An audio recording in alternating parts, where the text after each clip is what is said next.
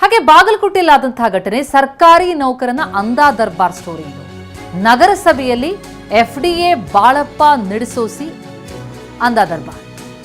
ಹೊರಗಿನ ವ್ಯಕ್ತಿಗಳನ್ನ ಕರ್ಕೊಂಡು ಬಂದು ಕೆಲಸ ಕೊಟ್ಟಿದ್ದಾನೆ ಬಾಳಪ್ಪ. ಅಂದ್ರೆ ಇದಕ್ಕೆ ಸಂಬಂಧವೇ ಇಲ್ಲದವರಿಂದ ಕೆಲಸ ಮಾಡಿಸ್ತಾ ಇದ್ದಾನೆ ಬಾಳಪ್ಪ. ತಾನು ಮಾಡಬೇಕಾಗಿದ್ದಂತಹ ಕೆಲಸವನ್ನ ಅದಕ್ಕೆ ಅಂತ ಬೇರೆಯವ್ರನ್ನಿಟ್ಟು ಬೇರೆಯವರಿಂದ ಮಾಡಿಸ್ತಾ ಇದ್ದಾರೆ.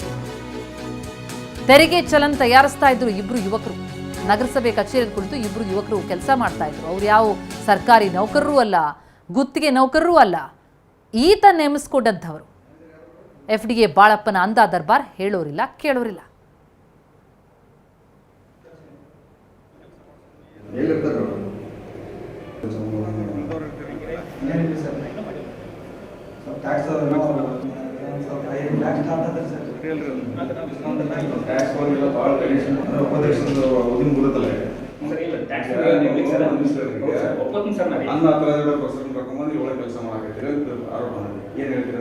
ಹಂಗಿಲ್ಲ ಸರ್. ಯಾವ ನೀವು ಮಾಡಿಸಿ ಸರ್, ನಾನು ಬುಕ್ ನಂಬರ್ ಸರ್ ಕಷ್ಟ ಬಂದು ಪಬ್ಲಿಕ್ ತುಂಬ ಹೋಗ್ಯಾರ ಸರ್. ಏಪ್ರಿಲ್ 5% ಡಿಸ್ಕೌಂಟ್ ಇತ್ತು, ತುಂಬ ಹೋಗ್ಯಾರ ಸರ್ ಟ್ಯಾಕ್ಸ್.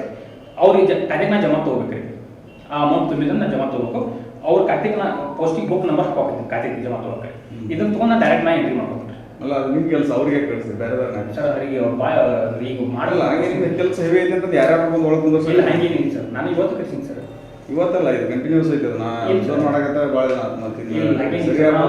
ಅವ್ರು ಟ್ಯಾಕ್ಸ್ ಮಾಡಾಕೋದು ಏನು ಕೊಟ್ಟಿಲ್ಲ ಸರ್. ನಾವೇನು ಮಾಡ್ಕೊತೀವಿ, ಬುಕ್ ಎಕ್ಸೆಲ್ ಶೀಟ್ ನಾ ರೆಡಿ ಮಾಡ್ಕೊಂಡು ಖಾತೆ ಪ್ರತಿ ಜನದ್ದು ಅದ್ರ ಪ್ರಕಾರ ನಾ ATM ಮಾಡ್ಕೊತೀವಿ ಸರ್. ಬುಕ್ ಜಮಾ ತೊಗೋತೀವಿ. ಅವ್ರಿಗೆ ನಾವು ಕರ್ಕೊಂಡ್ಬರ್ತಾರೆ.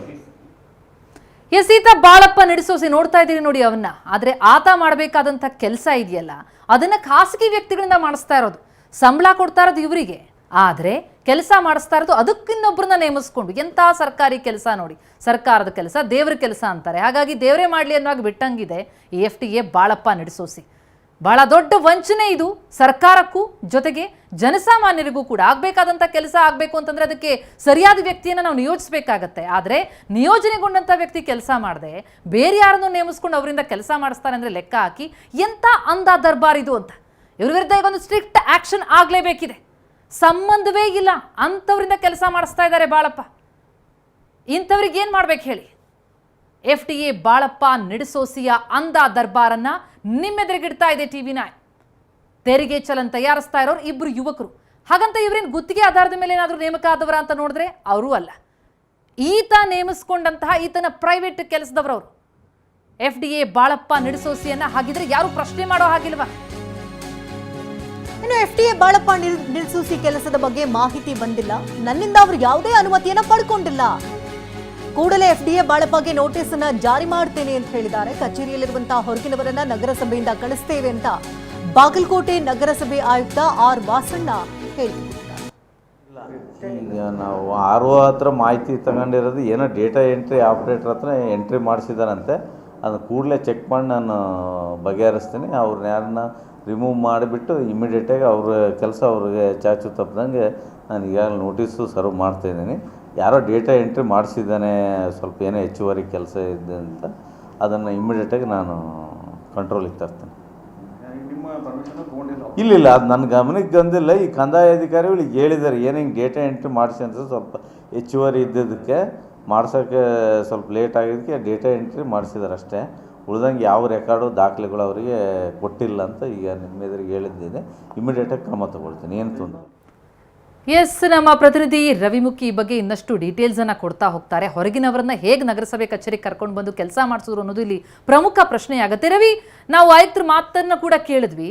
ಈತ ಏನ್ ಕೆಲಸ ಮಾಡಿಸಿದ್ರೆ ಅನ್ನೋಕ್ಕಿಂತ ಹೇಗೆ ಆತ ಕೆಲಸ ಮಾಡಿಸೋದಕ್ಕೆ ಸಾಧ್ಯ ಬೇರೆಯವರಿಂದ? ಅದೇ ದೊಡ್ಡದಾದಂತಹ ಅಲ್ಲಿ ಪ್ರಮುಖವಾದಂಥ ಅಪರಾಧ ಆಗಲ್ವಾ? ಈತನ ಮೇಲೆ ಏನೋ ಆಕ್ಷನ್ ಆಗಲ್ವಾ? ಹಾಗಿದ್ರೆ ಏನ್ ಮಾಹಿತಿಗಳು ಲಭ್ಯ ಆಗ್ತಾ ಇದೆ? ಏನ್ ಕ್ರಮ ಆಗುತ್ತೆ ಹಾಗಿದ್ರೆ? ಅಂಥದ್ದೇನಾದ್ರು ಸುಳಿವಿದೆಯಾ?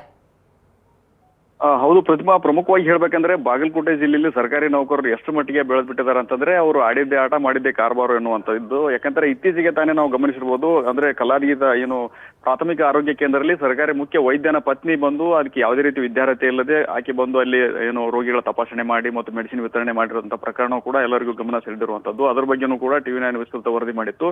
ಆ ಒಂದು ಘಟನೆ ಮಾಸುವ ಮುನ್ನವೇ ಈ ಬಾಗಲಕೋಟೆಯ ನಗರಸಭೆಯಲ್ಲಿ ಇಂಥ ಒಂದು ಏನು ದುಷ್ಕೃತ್ಯ ಈಗಾಗಲೇ ನಡೆದಿರುವಂತದ್ದು. ಪ್ರಮುಖವಾಗಿ ಹೇಳ್ಬೇಕಂತಂದ್ರೆ ಇಲ್ಲಿ ಬಾಳಪ್ಪ ನಿಡಸೋಚಿ ಅಂತ ಇರ್ತಾರೆ, ಅವರು FDCI ಕೆಲಸ ಮಾಡ್ತಾ ಇರುವಂತದ್ದು. ಮತ್ತೆ ಇವ್ರು ಪ್ರಮುಖವಾಗಿ ಇವ್ರ ಕೆಲಸ ಏನಂತಂದ್ರೆ ಬಿಲ್ ಕಲೆಕ್ಷನ್ ಅಂದ್ರೆ ಕರ ತೆರಿಗೆ ಮಾಡುವಂತದ್ದು, ಅದಕ್ಕೆ ಸಂಬಂಧಪಟ್ಟಂತೆ ಏನು ಚಲನ್ಗಳನ್ನ ತಯಾರು ಮಾಡುವಂತದ್ದು, ಅವ್ರಿಗೆ ಏನು ಕಸ್ಟಮರ್ಗೆ ಮತ್ತು ಗ್ರಾಹಕರಿಗೆ ಅದನ್ನ ಸರ್ವ್ ಮಾಡುವಂತ ಏನು ಫಾರ್ಮ್ ಐತೆ ಅದನ್ನ ಕೊಡುವಂತದ್ದು, ಅದನ್ನ ಕಲೆಕ್ಟ್ ಮಾಡುವಂತದ್ದು, ಈ ಒಂದು ಮಾಹಿತಿ ಸಂಗ್ರಹಿಸುವಂತ ಕೆಲಸಕ್ಕೆ ಸಂಬಂಧಪಟ್ಟಂತೆ ಇವರು ಕೆಲಸ ಮಾಡ್ತಾ ಇರ್ತಾರೆ. ಆದ್ರೆ ಇಲ್ಲಿ ವಿಪರ್ಯಾಸ ಅಂತಂದ್ರೆ ನಗರಸಭೆಯ ಒಂದು ಕೊಠಡಿಯಲ್ಲಿ ಅಂದ್ರೆ ಉಪಾಧ್ಯಕ್ಷರ ಚೇಂಬರ್ ಅಂತ ಏನೈತೆ ಆ ಒಂದು ಚೇಂಬರ್ ನಲ್ಲಿನೇ ಹೋಗಿ ಅಂದ್ರೆ ಇಬ್ಬರನ್ನ ಅಂದ್ರೆ ಈ ಒಂದು ನಗರಸಭೆಗೆ ಸಂಬಂಧವೇ ಇಲ್ಲದ ವ್ಯಕ್ತಿಗಳನ್ನ ಕೂರಿಸ್ಕೊಂಡು ಎಸ್ ಬಾಗಲಕೋಟೆ ನಗರಸಭೆ ಆಯುಕ್ತ ಆರ್ ವಾಸಣ್ಣ ಅವರೀಗ ನಮ್ಮ ಜೊತೆ ದೂರವಾಣಿ ಸಂಪರ್ಕದಲ್ಲಿದೆ. ಸರ್ ನಮಸ್ತೆ. ಸರ್ ನನ್ನ ಧ್ವನಿ ಕೇಳಿಸ್ತಾ ಇದ್ರೆ ವಾಸಣ್ಣ ಅವರೇ? ಕೇಳಿಸ್ತಾ ಇದೆ ಮೇಡಮ್. ಈ ಬಾಳಪ್ಪ ನಿಡಸೋಸಿ ಅವರ ವಿರುದ್ಧ ಈಗ ಏನ್ ಕ್ರಮ ಸರ್? ಈಗ ಒಬ್ಬ ಸರ್ಕಾರಿ ಅಧಿಕಾರಿಯಾಗಿ ಬೇರೆಯವರಿಂದ ಕೆಲಸ ಮಾಡಿಸ್ಕೊಳ್ಬಹುದಾ? ಇಲ್ಲ ಮೇಡಮ್, ಅದು ಈ ಕೆಲಸ ಅದು ನಮ್ಮ ಯಾವ ಆಫೀಸ್ ರೆಕಾರ್ಡ್ ಕೊಟ್ಟಿಲ್ಲ. ಅದೇನಾಗಿದೆ ಅಲ್ಲಿ ಸ್ವಲ್ಪ ಡೇಟಾ ಎಂಟ್ರಿ ಇತ್ತು, ಅದನ್ನ ಎಂಟ್ರಿ ಮಾಡಿಸಿದಾರೆ ಅಷ್ಟೇ ಲ್ಯಾಪ್ಟಾಪ್ ಅಲ್ಲಿ. ಅದು ಮಾಡಿಸಿದ್ರೆ ಅವಕಾಶ ಇದೆಯಾ ಸರ್? ತಾವು ಅವ್ರನ್ನ ವಹಿಸ್ಕೊಂಡು ಬರ್ತಾ ಇದ್ದೀರಾ ಹೇಗೆ ಅಂತ? ಶೋಕಾಸ್ ನೋಟಿಸ್ ಕೊಟ್ಟಿದ್ದೀವಿ ಮೇಡಮ್ ಅವರೇ. ಶೋಕಾಸ್ ನೋಟಿಸ್ ಕೊಟ್ಟಿದ್ದೀರಾ? ಆದ್ರೆ ಎಲ್ಲೂ ಕೂಡ ಒಬ್ಬ ಸರ್ಕಾರಿ ಕೆಲಸದಲ್ಲಿರುವಂತವ್ರು ಯಾವ ಕೆಲಸ ಆದ್ರೂ ಒಬ್ಬ ಗುತ್ತಿಗೆ ಆಧಾರದಲ್ಲಿ ತಗೊಂಡ್ರೆ ಓಕೆ ಸರ್, ಇದು ಅದು ಅಲ್ವಲ್ಲ, ಅವ್ರು ಪ್ರೈವೇಟ್ ಆಗಿ ತಗೊಂಡಿದ್ದು, ಹಾಗೆ ಅವಕಾಶ ಇದೆಯಾ? ಡೇಟಾ ಎಂಟ್ರಿ ಮಾಡಿಸಿದ್ ಮೇಡಮ್. ನಮ್ಮ ಯಾವ ಕಚೇರಿ ದಾಖಲೆಗಳು ಅವ್ರಿಗೆ ಕೊಟ್ಟಿಲ್ಲ ಅವನು. ನಾನು ಅದು ಕರೆದು ವಾರ್ನ್ ಮಾಡಿ ಶೋಕಾಸ್ ನೋಟಿಸ್ ಇಶ್ಯೂ ಮಾಡಿದ್ದೀನಿ ಮೇಡಮ್ ಅವನು. ಅಲ್ಲ, ಇದೊಂದು ಪಾಠ ಆಗ್ಬೇಕು ಸರ್, ಯಾಕಂದ್ರೆ ಇದೇ ಒಂದ್ ರೀತಿ ಪರಿಪಾಠ ಮಾಡ್ಕೊಂಡ್ಬಿಟ್ರೆ ಎಲ್ರು ಕೂಡ ಸರ್ಕಾರಿ ಉದ್ಯೋಗ, ಸಂಬಳ, ಬೇರೆ ಯಾರನ್ನೋ ಇಟ್ಕೊಂಡು ಅವರಿಂದ ಕೆಲಸ ಮಾಡಿಸ್ತಾರೆ ಅಂತಂದ್ರೆ ಹೇಗೆ ಅವ್ರನ್ನ ನಂಬೋದು ಅಂತ. Serious action madam, serious action ತಗೊಳ್ತೀನಿ ನಾನು.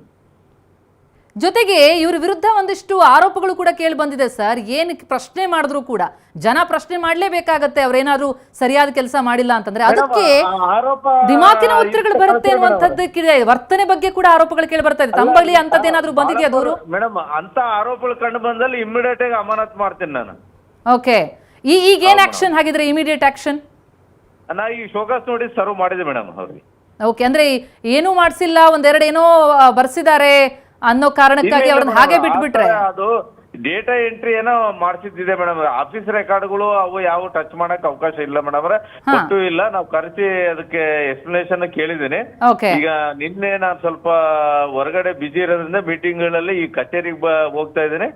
ಅವ್ರು ಎಲ್ಲ ಎನ್ಕ್ವೈರಿ ಮಾಡಿ ಅದನ್ನ ಏನಿದೆ ನಾನು ಸೂಕ್ತ ಕ್ರಮ ಜರುಗಿಸ್ತೀನಿ ಮೇಡಮ್. ಖಂಡಿತ ಸರ್, ಯಾಕಂದ್ರೆ ಯಾರು ಗ್ರಾಂಟೆಡ್ ಆಗಿ ತಗೋಬಾರ್ದಲ್ವಾ ನಗರಸಭೆ ಕೆಲಸ ಅಂತಂದ್ರೆ. ನಾನು ಈಗಾಗಲೇ ಶೋಕಾಸ್ ನೋಟಿಸ್ ಇಶ್ಯೂ ಮಾಡಿದ್ದೀನಿ ಮೇಡಮ್. ರೈಟ್, ನಾನು ಸೀರಿಯಸ್ ಆಕ್ಷನ್ ತಗೊಳ್ತೀನಿ. ಖಂಡಿತ ಸರ್, ಆ ನಂಬಿಕೆ ಇದೆ. ಥ್ಯಾಂಕ್ ಯು ವಾಸಣ್ಣ ಅವರೇ, TV9 ಜೊತೆ ಮಾತನಾಡಿದ್ದಕ್ಕೆ.